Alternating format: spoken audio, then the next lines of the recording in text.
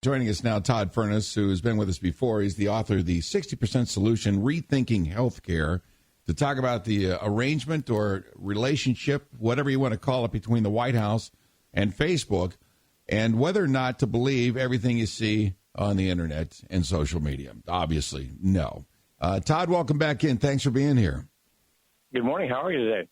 I'm doing great. Hope you had a good weekend. And here we go. A lot of discussion, obviously, with coronavirus right now as we see the numbers upticking. There's talk in some states, hey, mandates if you're going to be back inside. Our governor clearly going the other direction, saying, look, the people that are unvaccinated are the problem in our state. Get your vaccine. So when you talk about social media, I saw something over the weekend. Somebody put out there that 90% or more of the people having problems in the hospitals are the vaccinated, which every doctor I've talked to at UAB has said 90% of the people having problems in hospitals are the unvaccinated. I mean, it's gotten so extreme on social media, and now they want to kind of control that flow of misinformation on Facebook. So the White House, Jen Psaki, revealed that the Biden administration is working with Facebook to, flag these problematic, quote unquote, posts that are spreading disinformation.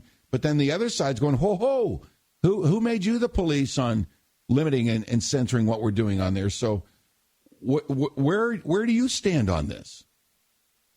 Well, I think it's incredibly troubling that the administration or any administration would stick their fingers into the equation and say, hey, we're going to tinker with what can and can't be said. That's not their role. The First Amendment is clear on that matter.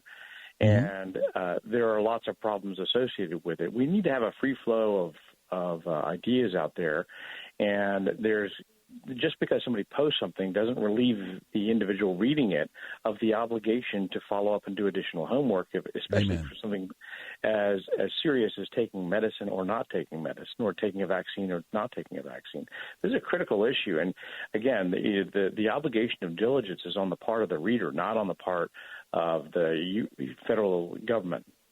Yeah, I'm with you there. You know what? Don't censor anybody. If people want to, hasn't the National Enquirer proved that to us? Should we not be looking at social media as just an electronic version of the National Enquirer, and take it with a grain of salt? And if you want to believe eating 3 cheeseburgers a day is going to give you coronavirus, then that's on you, idiot. I agree. We owe it to ourselves. If you want to read something on social media and take it as hard, cold fact, then you're not really the smartest cookie in the box there. Well, let me offer you another idea, which is, in my view, even more troubling. So I have a podcast I'm delighted to report, and I've had coming up on 300,000 views on the podcast. Terrific news, great story, and I tackle complicated issues on the podcast.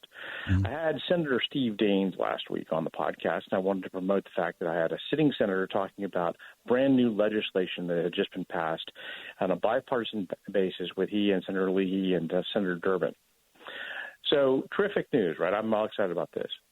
Facebook won't allow me to post the ad. Now, why? Yeah, exactly. That was my question. The only 2 things that Facebook has not allowed me to post are a podcast with a sitting U.S.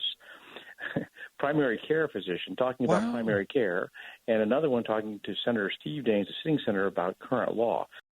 Continuing our conversation with Todd Furnace, who is the author of the 60% Solution, Rethinking Healthcare, and what's going on with the relationship between the Biden administration and Facebook and censoring what is posted on Facebook. It's crazy sometimes what will get somebody thrown into Facebook jail versus what's allowed on Facebook. And boy, I'll tell you, always leaning in the left direction.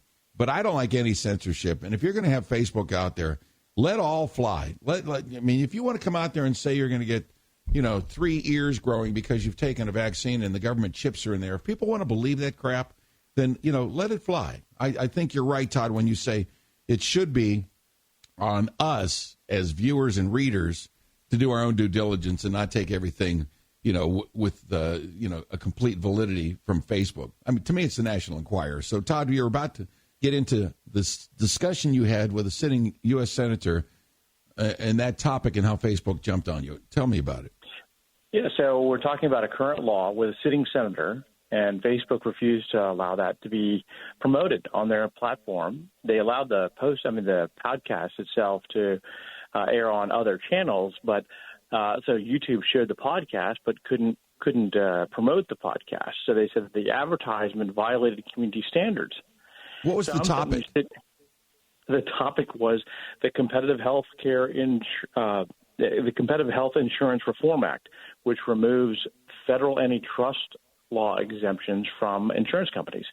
So it's like the wonkiest topic ever, right? But it's important for healthcare right now because it's saying, hey, we've got an oligopoly forming in every major metropolitan area on both the provider side, meaning hospital systems, and on the insurance side with payers, and we got to stop this. So Senator Daines and Senator Durbin and Senator Lee were among the sponsors of the bill. And here's the trouble with this, JT. The problem with this is that under U.S. law, you have an imputed knowledge and understanding of every law on the books. You cannot go into court and say, I didn't understand or I don't know about that law, and therefore I'm not subject to it. Right.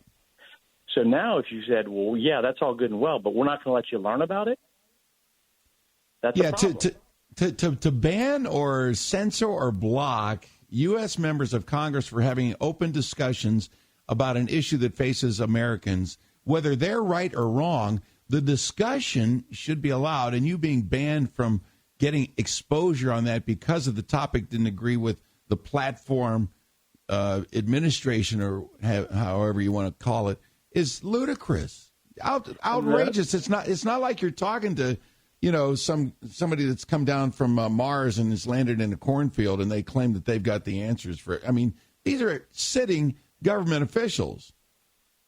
Right, and you think about this, it goes a step further because now you don't know what you're allowed to talk about, what you're not allowed to talk about, and you can't get a human being on the other end of the telephone to say, hey, this is why we did this. So the feedback we got was, we think this might be a campaign ad. Oh, my God. The senator wasn't even running for office. Campaign.